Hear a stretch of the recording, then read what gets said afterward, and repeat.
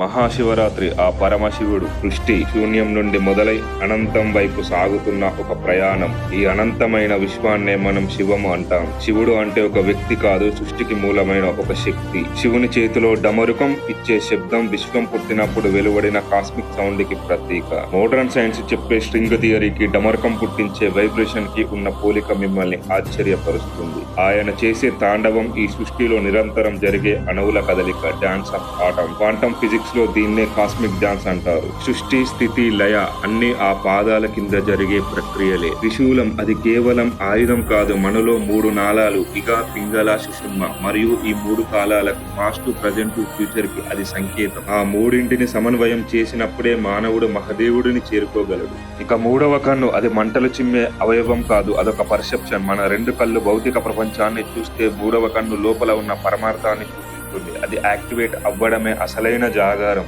ఈ శివరాత్రికి ఆ కాస్మిక్ ఎనర్జీని మీలో అనుభవించండి. ఇది కేవలం పండుగ కాదు, మిమ్మల్ని మీరు తెలుసుకునే అద్భుత అవకాశం. హర హర మహాదేవ్.